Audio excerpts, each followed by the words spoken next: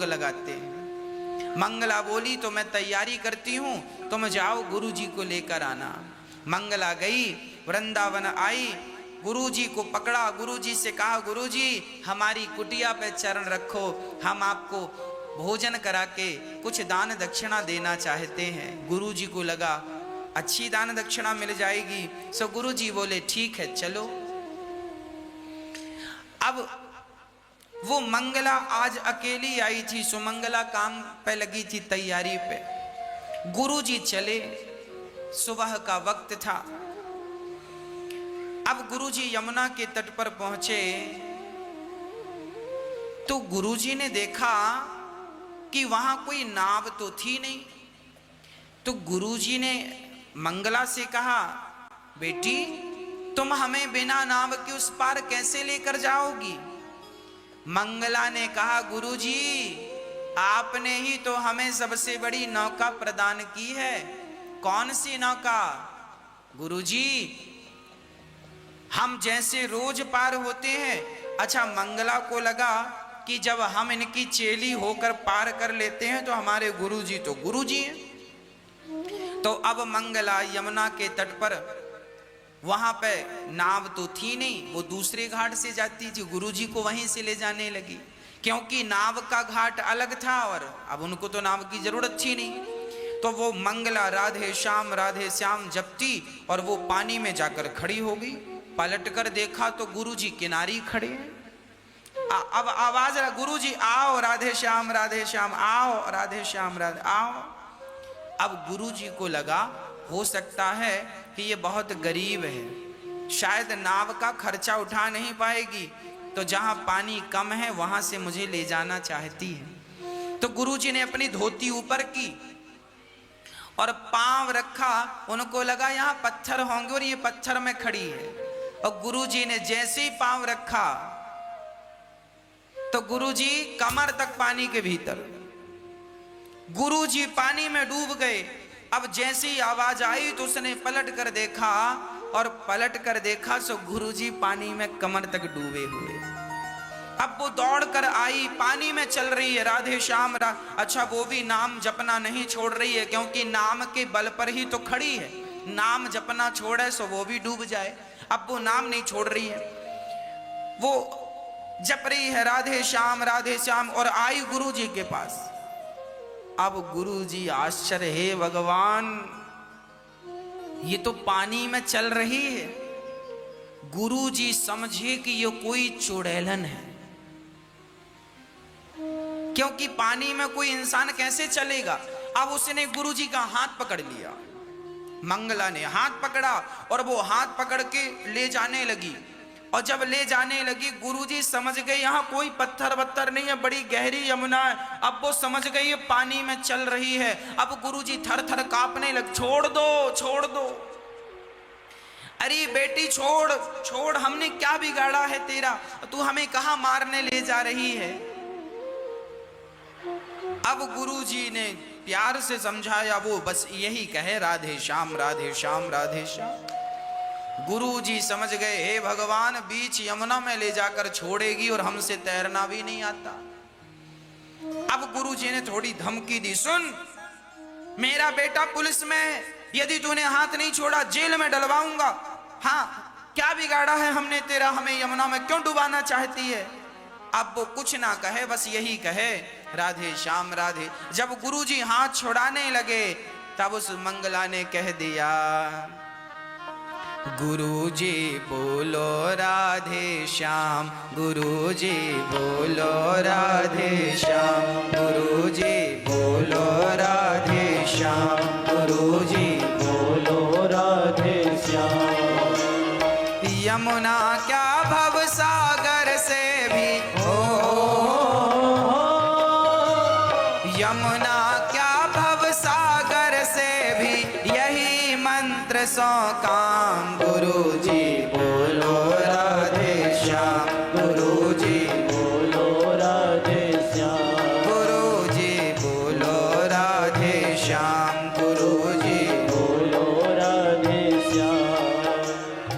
अब गुरुजी से वो कहे गुरुजी राधे श्याम बोलो, राधे श्याम बोलो। वो कह रही थी कि आप राधे श्याम। अच्छा, उसे क्या पता था? गुरु जी ने ही तो बताया था कि नाम लोगे तो पार हो जाओगे। उसे ये थोड़ी पता था कि गुरु जी बताए और गुरु जी ही डूब गए। हाँ, मतलब बताने वाला भी जरूरी नहीं है कि वो भगवान पर विश्वास करता हो। अरे जिसने भगवान पर विश्वास किया सच्चा, वो तो पार हो गया, और जिसने केवल बताया है, किया नहीं, वो डूब गए। अब वो बार बार कहे, गुरु जी कहें छोड़ दे, गुरु जी सब कहें, बस राधे श्याम ना कहें। और वो बार बार कहे, गुरु जी बोलो राधे श्याम, गुरु जी बोलो राधे श्याम, गुरु जी बोलो राधे श्याम, गुरु जी बोलो राधे श्याम। यमुना क्या भव सागर से भी गुरु जी, यमुना क्या भव सागर भी पार कर लोगे यदि राधे श्याम बोलोगे। आपने ही तो सिखाया है हमें। गुरु जी से कहती है वो मंगला, यमुना क्या भव सागर से भी, यमुना क्या भव सागर से भी, यही मंत्र सौ काम। गुरु जी बोलो राधे श्याम, गुरु जी बोलो राधे श्याम। अब गुरु जी ने समझ लिया कि अब मेरी मृत्यु निश्चित है। अब गुरु जी को लगा जब मर ही रहे हैं तो चलो, गुरु जी समझ गए कि ये कोई भूत प्रेत है और आज मैं इसके चंगुल में फंस गया हूं, अब ये मुझे मार डालेगी। तब गुरु जी को लगा अब मर ही रहे हैं तो भगवान को याद कर ले।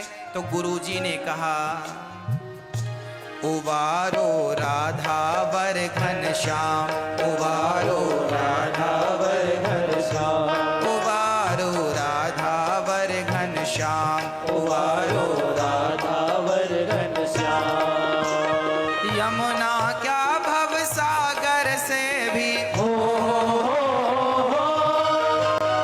यमुना क्या भव सागर से भी, यही मंत्र सौ काम। गुरु जी बोलो राधे श्याम, गुरु जी बोलो राधे श्याम। अब गुरु जी, उसने हाथ तो पकड़ा ही था, धीरे धीरे पार आ गए। गुरु जी के पांव के नीचे जमीन आ गई। गुरु जी को थोड़ा संतोष हुआ कि चलो डूबने से बच गए। और गुरु जी अब चलते चलते, हाथ उसने पकड़ रखा था, अब किनारे आए। गुरु जी ने हाथ छुड़ाया और गुरु जी भागने लगे। मंगला जाकर खड़ी हो गई। गुरु जी क्या हुआ, आप डर क्यों रहे हैं? अरे तुम कौन हो, पानी में चलती कैसे हो? कोई भूतनी हो क्या? कोई चुड़ैलन हो क्या? मंगला ने कहा, ना मैं भूतनी हूं ना चुड़ैलन हूं, मैं आपकी शिष्या हूं। गुरु जी ने कहा, हे भगवान, हमने कब इन भूत प्रेतों को मंत्र दे दिया? गुरु जी आप कथा सुना रहे थे, हमने आपकी कथा सुनी और आपने कहा था कि राधे श्याम नाम जपोगे तो भवसागर पार कर जाओगे। तो हमें लगा कि जब भवसागर को पार कर सकते हैं तो यमुना को पार क्यों नहीं कर सकते? तो हम राधे श्याम जप जप करके रोज यमुना पार करते हैं, अब हमें नाव की जरूरत नहीं पड़ती। गुरु जी अवाक रह गए, दंग रह गए। अरे राम राम, मैंने सारी जिंदगी कथा सुनाई, सारी जिंदगी भगवान की सेवा की, पर मेरे भीतर भी भगवान के प्रति इतना प्रेम नहीं हुआ, इतना विश्वास नहीं हुआ जितना विश्वास ये सब्जी बेचने वाली मंगला को हो गया। अब वो गुरु जी के चरणों में गिर गई और गुरु जी कहें, तू मेरे चरणों में मत गिर, मैं तेरे चरणों में। गुरु जी चरणों में गिर गए और कहा, अभी तक गुरु जी चेलों का कल्याण करते थे, पर तुम जैसे शिष्य तो हजारों गुरुओं का कल्याण करने की ताकत रखते हैं। मंगला को प्रणाम किया सुमंगला को प्रणाम किया, उनकी सेवा स्वीकार की और गुरुजी यमुना के तट पर उन्हीं झाड़ियों में बैठकर केवल भगवान का चिंतन करने लगे। भगवान के चरणों में ऐसा ध्यान लगा, उनके शरीर की दिव्य ज्योति निकली और भगवान के श्री चरणों में समाहित हो गई। गुरुजी बोलो राधे श्याम, गुरुजी बोलो राधे श्याम, गुरुजी बोलो राधे श्याम, गुरुजी बोलो राधे श्याम, गुरुजी बोलो राधे श्याम, गुरुजी बोलो राधे श्याम, गुरुजी बोलो राधे श्याम, मैया जी बोलो राधे श्याम, मैया जी बोलो राधे श्याम, भैया जी बोलो राधे श्याम, भैया जी बोलो राधे श्याम, मैया जी बोलो राधे श्याम। यमुना क्या भव सागर से भी यमुना क्या भव सागर से भी यही मंत्र सो काम, गुरुजी बोलो राधे श्याम, मैया जी बोलो राधे श्याम, मैया जी बोलो राधे श्याम, मैया जी बोलो राधे श्याम, मैया जी बोलो राधे श्याम, मैया जी बोलो राधे श्याम, मैया जी बोलो राधे श्याम। यमुना क्या भव सागर से भी यही मंत्र सो काम, गुरुजी बोलो राधे श्याम। यदि विश्वास के साथ इन नामों का जाप किया जाए, सच्ची श्रद्धा हो, मंगला सुमंगला, जब भगवान की भक्ति उन्होंने की, स्वयं भगवान कृष्ण ने प्रकट होकर मंगला सुमंगला को दर्शन दिया। भक्तों, भगवान का मिलना कठिन नहीं है, हमारा सरल हो जाना बड़ा कठिन है। हम लोग सरल नहीं हो पाते। यदि हम सरल हो जाएं तो क्या ईश्वर को पाना कठिन है? हम कहते हैं कि आप अपना कपट छोड़ दो, ईश्वर मिल जाएंगे, तो क्या आपसे कपट छूटता है? नहीं ना। तो फिर बताओ हम कैसे योग्य होंगे उस परमात्मा को देखने के? हम कहते हैं झूठ त्याग दो, क्या आपसे झूठ त्यागा जाता है? त्यागा जाए तो अच्छी बात है। ये सब चीजें मैया जी, भैया जी, मेरी माँ, यही बंधन है।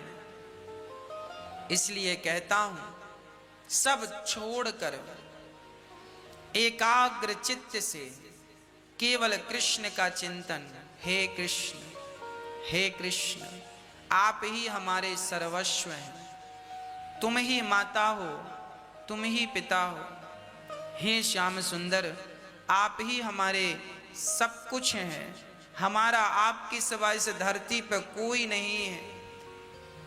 यदि हमारा कोई है इस संसार में, सिर्फ आप हमारे हैं। आप लोगों ने जिनसे संबंध जोड़ा है, पति से, पत्नी से, पुत्र से, परिवार से, ये सब आपके अपने नहीं हैं, ये सब यात्रीगण हैं। आज हैं, कल रहेंगे, इसकी कोई गारंटी नहीं। पर एक कृष्ण ऐसे हैं जो आपके सदा थे, सदा हैं और सदा रहेंगे। इसलिए केवल परमात्मा को अपना समझकर, उनसे रिश्ता जोड़कर, केवल उनके लिए ये जिंदगानी हो, फिर देखो जीवन का आनंद क्या है।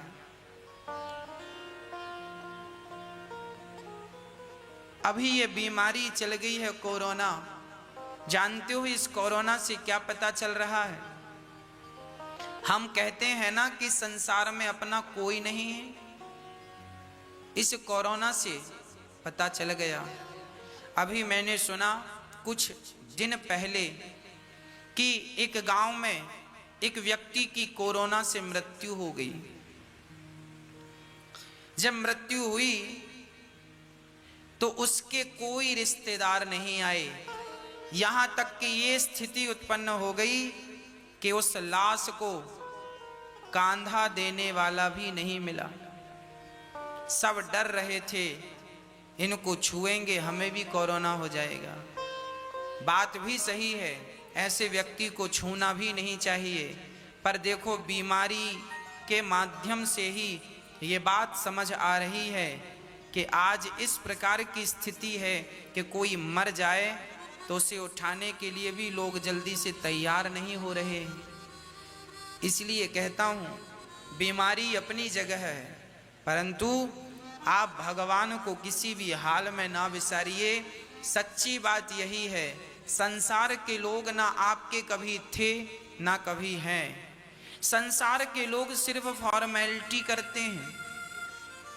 संसार के लोग केवल इसलिए आपके साथ खड़े नजर आते हैं क्योंकि उन्हें इस बात का डर होता है कि खड़े नहीं रहेंगे तो जमाना क्या कहेगा। सच्ची बात यह है कि आप जमाने से ना जुड़कर एक कृष्ण से जुड़ जाइएगा।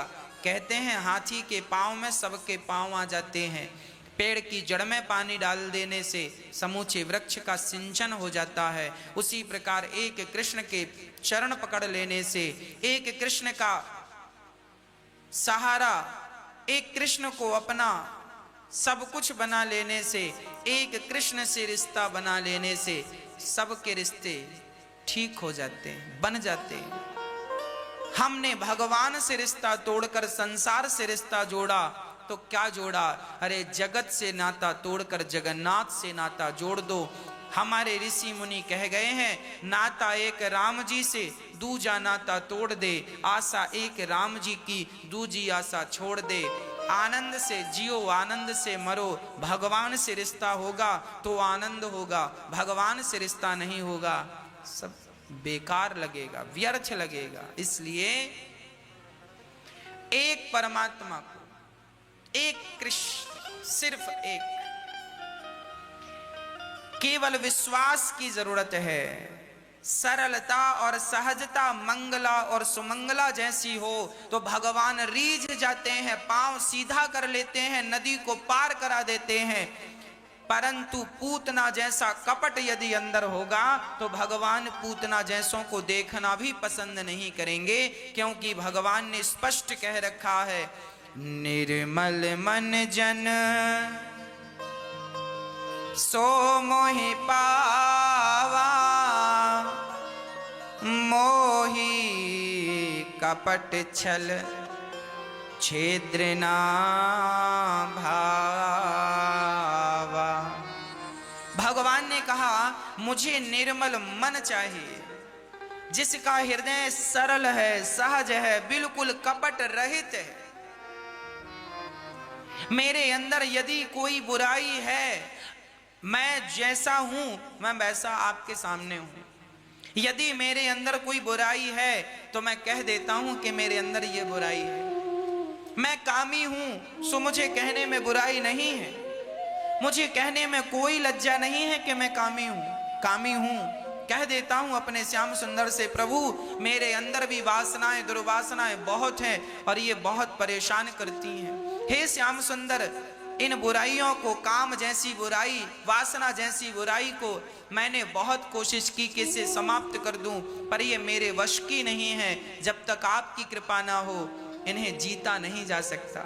मेरे भीतर लोभ कूट कूट के भरा बहुत बड़ा लोभी हूं। इन बुराइयों को मैं अपने बल से दूर नहीं कर सकता। हे गोविंद, आपकी कृपा के बल पर दूर हो सकती हैं। मेरे अंदर लोभ भी है, मेरे अंदर गलतियां हैं, मैं कामी हूं, लोभी हूं, मैं अहंकारी भी हूं, मुझे अहंकार भी आता है। हे नाथ, मैं अहंकार को अपने वश में नहीं कर सका, पर मुझे विश्वास है कि आपकी कृपा हुई और आप चाहेंगे तो ये अहंकार मुझे परेशान बिल्कुल नहीं करेगा। ये हमारी इंद्रियां, हमारे विषय हमें बहुत परेशान करते हैं। हे नाथ, मैं तो हार गया हूं इन सब से और हार कर आपके चरणों में आकर पड़ा हूं। बस आपकी कृपा हो तो इन बुराइयों में आप थोड़ा सा ब्रेक लगाएं। नहीं, मुझसे तो ब्रेक लगता नहीं है। कपट क्या है? कपट यही है, मैं कामी हूं पर मैं ये स्वीकार ही नहीं करता कि मैं कामी हूं। सारे लोग ब्रह्मचारी बने रहते हैं, सारे लोग बिल्कुल साफ सुथरे बने रहते हैं बाहर से कि हम बहुत अच्छे हैं, पर भीतर से वही गंदगी भरी पड़ी है। अरे गंदगियां हैं तो उन्हें स्वीकार करने में बुराई क्या है? कह दो ना प्रभु के सामने, जमाने से ना कहो पर भगवान से तो अपनी स्पष्टता कह दो। हे नाथ, मैं कामी हूं, मैं क्रोधी हूं, मैं लोभी हूं, मैं अहंकारी हूं। एक नहीं नाथ, दो नहीं प्रभु, 1,00,000 बुराइयां मुझ में भरी हैं, लाखों बुराइयां। इस संसार में कितने कितने कितने धूल के कण हैं, इस संसार में कितने धूल के कण हैं, शायद गिनती हो सकती है, पर मेरे अंदर बुराइयां कितनी हैं उनकी गिनती नहीं हो सकती प्रभु, अनगिनत बुराइयां हैं। अब ऐसे बुरे इंसान को आप जैसा कृपालु, आप जैसा दयालु ही स्वीकार कर सकता है। मैं तो पतित हूं, कोई पावन करेगा तो कन्हैया सिर्फ आप मुझे पावन कर सकते हैं, इसलिए मैं आपके दर पे पड़ा हूं, आपका होकर रहना चाहता हूं। इसलिए आप सबसे प्रार्थना करता हूं, रोज सुबह कहा करो कि प्रभु मुझ में ये बुराई है, इस बुराई को आप ठीक कीजिए, मुझसे ठीक नहीं हो रही है। कपट क्या है? हमारे में बुराई है पर हम उसे स्वीकार नहीं करते, इसी का नाम कपट है। और भगवान ऐसे लोगों को देखना भी पसंद नहीं करते। आप हनुमान जी जब भगवान श्री राम से मिलने गए तो हनुमान जी ब्राह्मण का रूप बनाकर गए, हनुमान जी पंडित जी बनकर गए, और हनुमान जी समझ गए ये मेरे मर्यादा पुरुषोत्तम भगवान श्री राम हैं। राम जी के चरणों में हनुमान जी गिर गए, पर राम जी ने हनुमान जी को अपने हृदय से नहीं लगाया। और जब हनुमान जी अपने बंदर के रूप में आए तो राम जी ने उठाकर सीने से लगा लिया, मानो भगवान ये कहना चाहते हैं तुम बंदर हो तो बंदर बनकर ही मेरे सामने आना, तुम बंदर हो पर पंडित जी बनकर खड़े हो, तुम्हारे अंदर कपट है, मैं तुम्हें स्वीकार नहीं करूंगा। जब हनुमान जी कपट का रूप त्याग करके और जब अपने बानर रूप में आते हैं तो भगवान हृदय से लगा लेते हैं, तुम जैसे हो बुरे हो ना। एक वैश्या थी, वो वैश्या एक दिन कथा हो रही थी तो कथा के सुंदर से शब्द उस वैश्या के कान में पड़ गए और उसे अच्छा लगा, तो थोड़ी देर के लिए वो वैश्या भी कथा में बैठ गई। और कथा में गुरुजी सुना रहे थे कि भगवान के चरणों में प्रेम हो जाए तो जीवन सुधर जाए, संवर जाए। अरे जीवन का सबसे बड़ा श्रृंगार है ईश्वर के प्रति प्रेम हो जाना, ईश्वर के चरणों में, कृष्ण के चरणों में प्रेम हो जाना। वैश्या ने जब सुना तो बहुत घबराई कि हे राम, मैंने तो संसार के लोगों से प्रेम किया है, भगवान से तो किया नहीं। अब वो रोज भगवान के मंदिर जाती और मंदिर के अंदर ना जाती, इसलिए कि मैं वैश्या हूं, मैं अंदर जाऊंगी तो शायद कोई रोक देगा कि तू वैश्या है, मंदिर क्यों आई है। वो डर के कारण मंदिर नहीं जाती, पर रोज सीढ़ियों में जाकर बैठती और बढ़िया बैठकर भगवान से प्रार्थना करती, हे प्रभु मैं वैश्या हूं, मैं वैश्या हूं, शरीर बेचना, पैसा कमाना ये मेरा काम है। हे नाथ, मैं बहुत बड़ी पापनी हूं, अभी तक मैंने 1000 पुरुषों का संग किया होगा, हजारों पुरुषों का संग किया होगा। हे नाथ, मुझे पता है कि मुझ जैसे पापियों का आपके चरणों में कोई स्थान नहीं है, पर फिर भी नाथ जैसी हूं आपकी हूं। जब वो वैश्या ऐसी प्रार्थना करके और जब जाती तो क्या हुआ, जब उसके अंत का समय आया ना, तो अंतिम समय में भी वो भगवान से यही कह रही थी, हे नाथ, माना कि मैं पापनी हूं पर आप भी तो दयालु हैं। हे नाथ, हे श्याम सुंदर, मुझ पापी पर दया करो, मुझ अभागी पर दया करो। जब ये कहा तो उसकी दिव्य ज्योति शरीर छूटा उसकी दिव्य ज्योति निकली और उसे भगवान ने अपने बैकुंठ में उस वैश्या को स्थान दिया। उसे नरक नहीं मिला।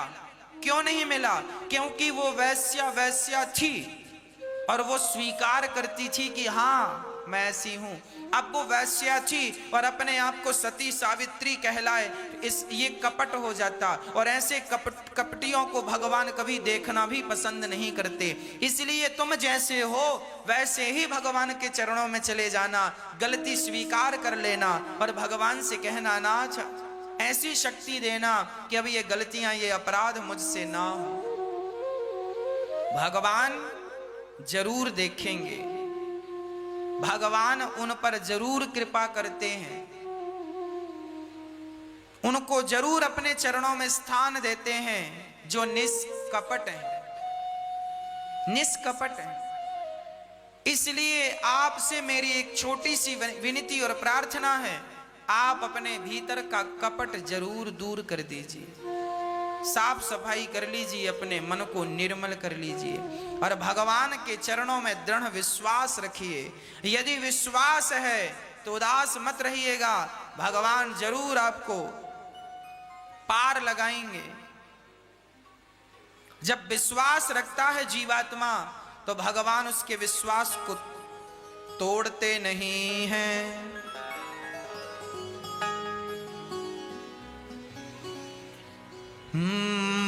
मत हो न मन बावरे उदास, ये सांवरा जरूर आएगा।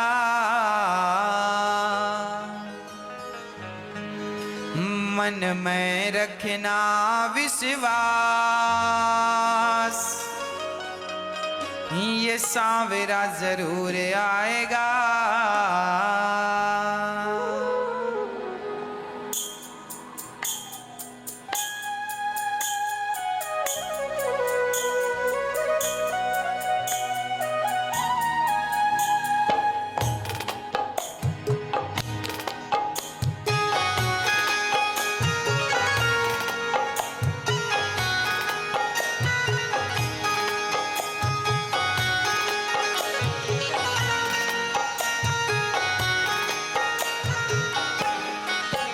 मत हो न मन बावरे उदास, ये सांवरा जरूर आएगा।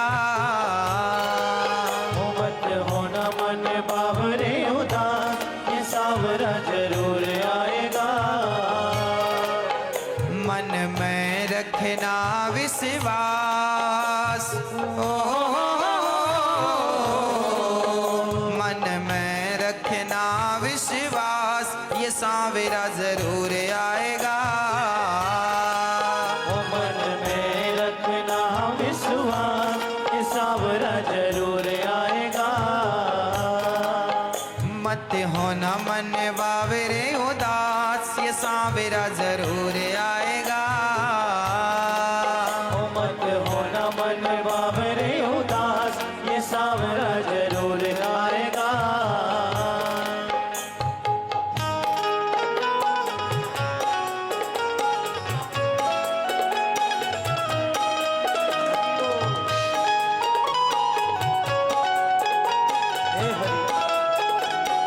हरि बोल।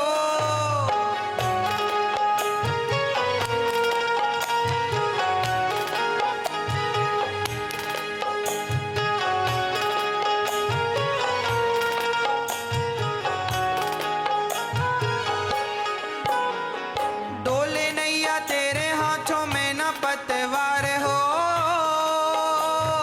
राह अनजानी और घोरे अंधकार हो। डोले नैया तेरे हाथों में न पतवार हो, राह अनजानी और घोरे अंधकार हो। हे कन्हैया, हमें केवल आपके चरणों में विश्वास है।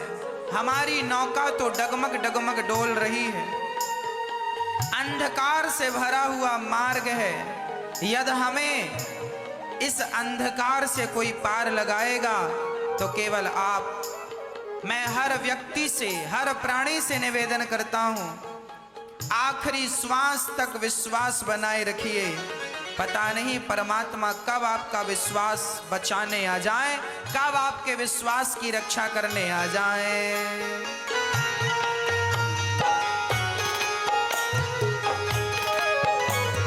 डोले नैया तेरे हाथों में न पतवार हो, राह अनजानी और घोरे अंधकार हो। डोले नैया तेरे हाथों में न पतवार हो, राह अनजानी और घोरे अंधकार हो। ऐसे अंधेरों में बन के प्रकाश, ऐसे अंधेरों में बन के प्रकाश, ये सांवरा जरूर आएगा। ऐसे अंधेरों में बन के प्रकाश, ये सांवरा जरूर आएगा। मत होना मन बावरे उदास, ये सांवरा जरूर आएगा। हो मत होना मन बावरे उदास, ये सांवरा जरूर आएगा।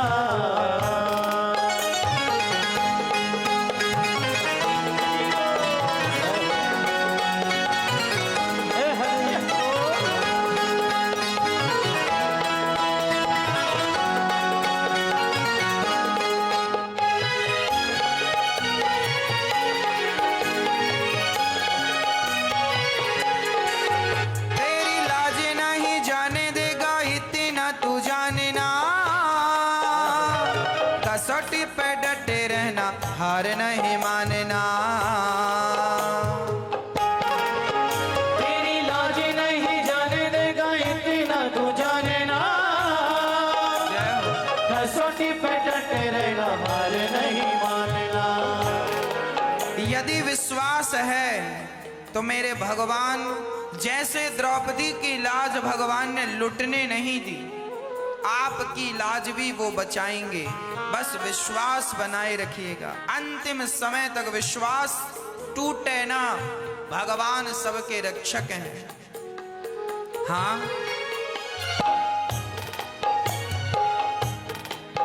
तेरी लाज नहीं जाने देगा इतना तू जानना,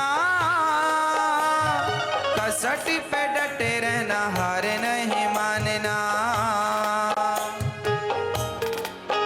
तेरी लाज नहीं जाने देगा इतना तू जानना, हरी कसौटी पे डटे रहना, हार नहीं मानना। सच्चे प्रेमी नहीं होते हैं निराश, सच्चे प्रेमी नहीं होते हैं निराश, ये सांवरा जरूर आएगा।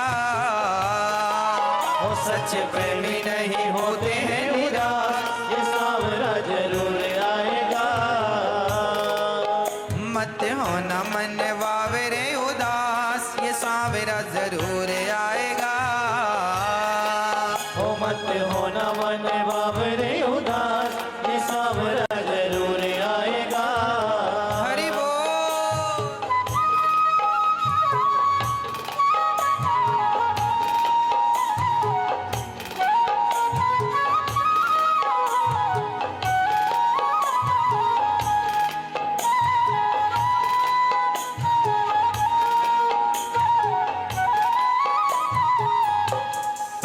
मेरा पी गई थी विष प्याला इसी विश्वास पे, दर पे सुदामा आया बस इसी आस पे। मीरा पी गई थी विष प्याला इसी विश्वास पे, दर पे सुदामा आया इसी विश्वास पे। मेरा पी गई थी विष प्याला इसी विश्वास पे, दर पे सुदामा आया बस इसी आस पे। मीरा पी गई थी विष प्याला इसी विश्वास पे, दर पे सुदामा आया बस इसी आस पे। है अनिरुद्ध को विश्वास,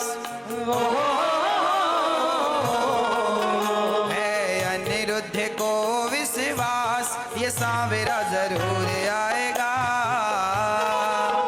है अनिरुद्ध को विश्वास ये सांवरा जरूर आएगा। मत होना मन बावरे उदास ये सांवरा जरूर आएगा। ओ मन में रखना विश्वास ये सांवरा जरूर आएगा। मत होना मन बावरे उदास ये सांवरा जरूर आएगा।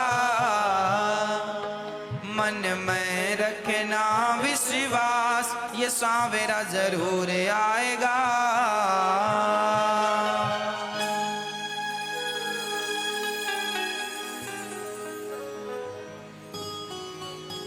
जिसे थामे के बार उसका हाथ नहीं छोड़ता। भक्तों का सांवरा भरोसा नहीं तोड़ता। मन में रखना विश्वास ये सांवरा जरूर आएगा। आएगा मेरा सांवरा दिल से बुला के दे। आएगा मेरा सांवरा दिल से बुला के दे।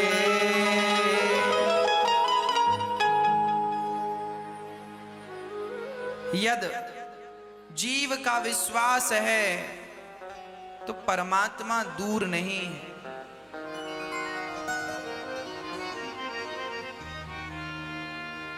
भगवान के चरणों में केवल विश्वास होना चाहिए, केवल विश्वास। यदि हम विश्वास के साथ भगवान का नित्य चिंतन करें, नित्य स्मरण करें, कोई बाधा नहीं है जीवन में।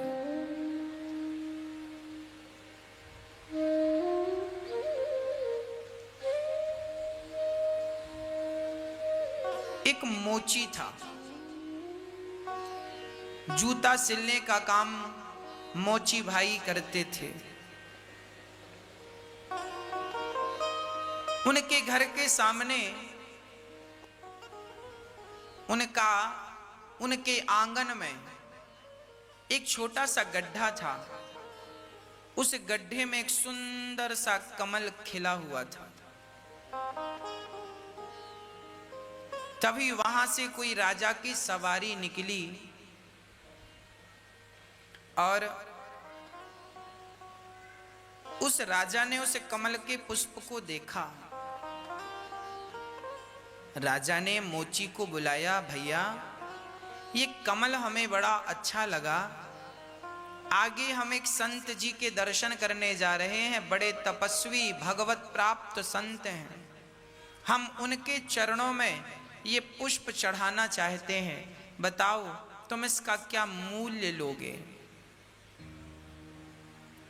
मोची ने कहा, आप ही बताएं, आप इसका क्या मूल्य देंगे?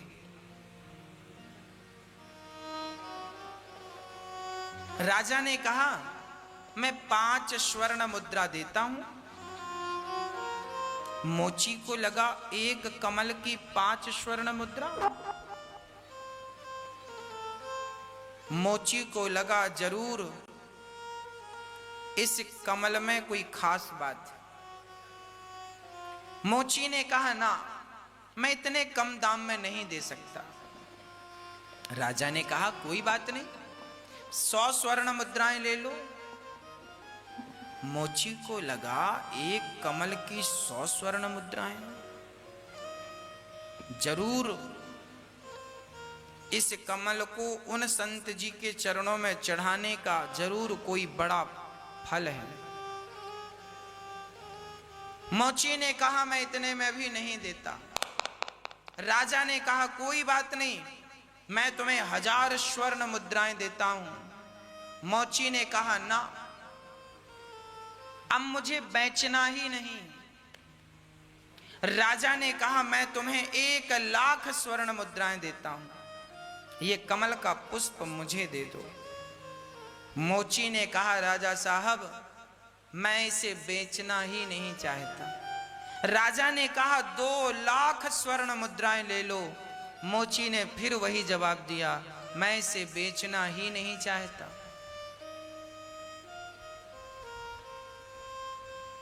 जिस कमल के लिए आप 2,00,000 देने को तैयार हैं, वो कमल ऑलरेडी विधाता ने मुझे दे रखा है। यदि आप इस कमल के पुष्प को संत के चरण में चढ़ाकर अपने आप को गौरवान्वित महसूस कर सकते हैं, तो आज ये गौरव